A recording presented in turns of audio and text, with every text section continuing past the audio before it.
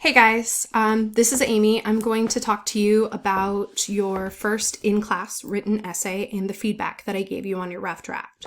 The first thing that I want to tell you guys is that this is an in-class written exercise. That's in the name. So please do not spend your entire fall break working on this. You guys will have plenty of time in class on Monday and Tuesday to work over your paper and ask me questions. Please take some time over break for yourselves to recharge, do some self-care. You guys have been going hard for the last 10 weeks. So it's really important to me that you guys take some time to rest and recharge. Okay? That's an order. I'm now going to go ahead and talk to you about some of the most common feedback that I gave to people and talk to you also about how to format your paper and other stuff like that. So let's get started. The first thing is just to make sure that you understand the prompt. The prompt is asking you to compare the basic features of Mesopotamia in the Indus River Valley in at least two structures. So you're comparing the culture, the state, like the politics, the social structure, and migration.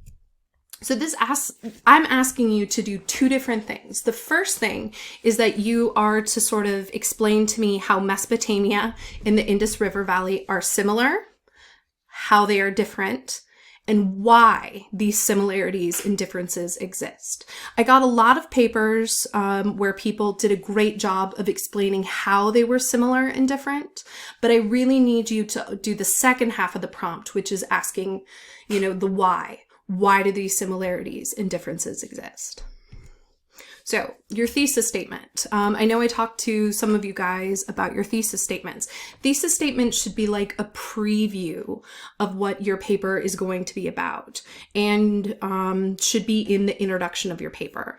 And they should be based around the evidence that you have at hand, right? So if you are trying to come up with an argument and then fit the evidence that you have to your argument, that's not what I want you to do. Take a look at your evidence, what we've read, and ask yourself, based off of what I have learned, what can I argue, right? So don't start with the argument. Ask yourself, what am I, based off of everything we have learned about Mesopotamia in the Indus River Valley, what can I say? What can I defend that makes sense factually? So an example of how you could do this is like a very general thesis statement, is you can say while, and then you could say Mesopotamia and the Indus Valley were alike during the, early civilizations time period, in that they both have large trade cities because of strong governments ruled by kings. They differed in that, whatever thing, while the Indus Valley has whatever thing because of blank. And you can just kind of fill that in. So if you aren't sure where to go, you kind of have this beginner thesis statement to start with. This is an example of a thesis statement from last year that I really liked. It is very long. So I'm going to read it to you and then talk to you about why this is a great thesis statement. And it's okay if your thesis statement is longer than one sentence. If it's like 2 or 3, that's fine. If it's 2 or 3 long sentences, okay, I'll help you learn to be more succinct. But this is like your first big paper, so it's okay. Cool. I love what just happened right now. So we're now going to talk about this example thesis statement from one of my students from last year. It is multiple sentences. One of them is kind of like run on, but that's okay. This is a great beginning thesis statement, and I was very happy with it. And for their essay, they compared Mesopotamia and Egypt. They wrote the same prompt.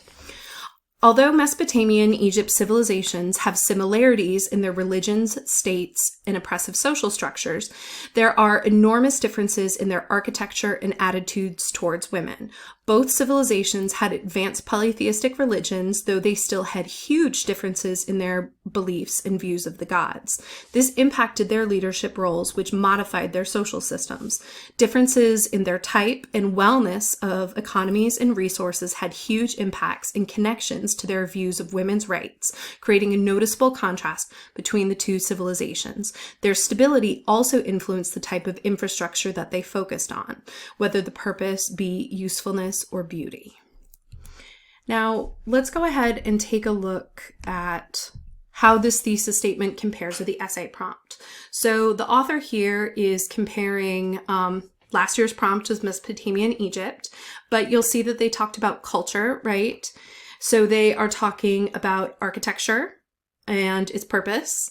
They're talking about the state, politics, and they're talking about social structure. And those are all things that I was asking for in the essay prompt.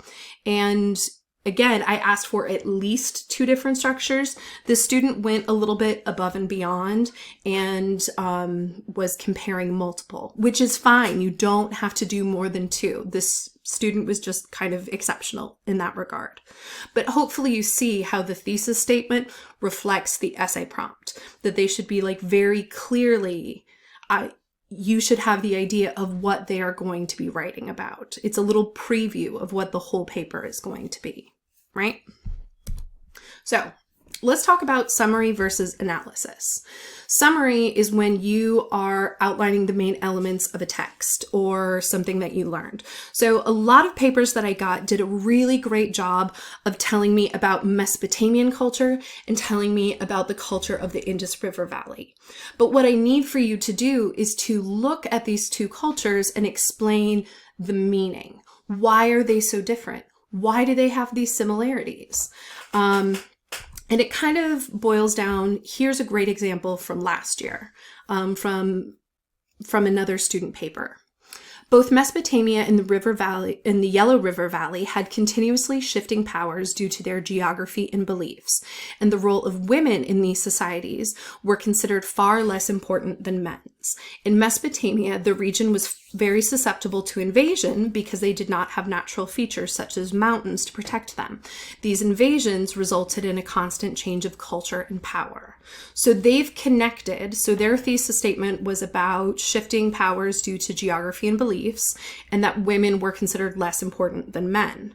And they're connecting Mesopotamia's natural features as the reason why they have distinctly different ideas from the people living in the Yellow River Valley.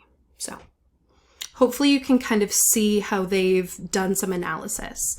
I like to use GIFs, and here are some GIFs. The GIF on my left, the Star Wars GIF, showing the scrolling text, is a summary of what happened previously in the Star Wars movies to kind of catch you up, right? On the right, the guy who's waving his hands around and everything, what he has done is he's pulled together all sorts of pieces of evidence and he's drawn lines between them. And he's figured out that like this paper over here and this paper here connect because of X thing. And he is very passionately explaining it to his friend who thinks he's kind of lost his mind. But that's what I should be seeing, is you connecting, point A and point B and explaining why they are similar, why they are different. So I hope that helps. Now, an ideal essay outline, this is what it should really look like. You should have your introduction, and that contains your thesis statement where you are going to be talking about your examples. Remember that I like examples in 3s. That's always a good thing because I'm grading for 2, right? So that way, if one of your 3 examples doesn't work, I'm not deducting points. The second part, your body paragraph. Your body paragraph should be focused. It should have a topic sentence that generally introduces what you're going to talk about in that paragraph.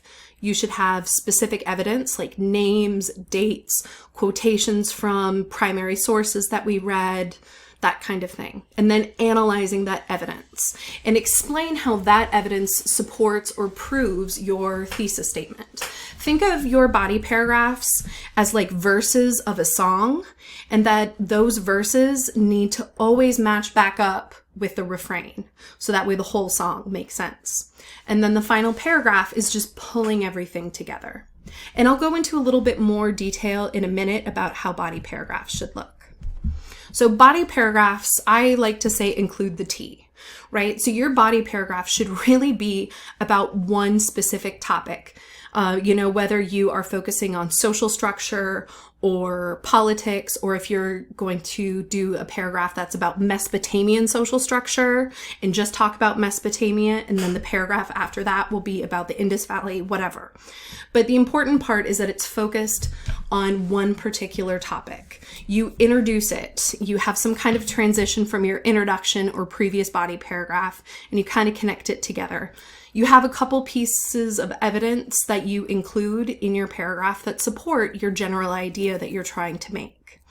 And then explain how all of this is valid and supports your thesis statement. I like to use the Kermit the Frog tea drinking meme for this to kind of help you remember how you should structure a body paragraph. You should have a topic sentence, you should have evidence, and you should have analysis. Your body paragraph should always be about the tea. Now, in terms of formatting your paper should be no more than 2 pages long. It should use 1-inch margins, and it should use the Times New Roman font in about 12 point. And it should look like the example paper that I have here. You have your name at the top, you have the date that it's due, you have what paper it is, and then if you want to give it a title, put it in the middle. Also make sure that you aren't doing a million spaces in between your paragraphs. You'll notice that this top paragraph, right, it ends, they hit return, and then they start another new paragraph. Don't add an extra space in between to make it longer, because I will be annoyed and I'll take points for that. So please don't do that. When you're turning in your paper, make sure that you are turning in your paper as a Google document rather than a PDF file, because I can't leave comments. Like I can't go in and highlight text and like click on the little, leave a comment bubble on a PDF. Like sometimes those comments don't show up, as we've learned. So please make sure that you follow that direction.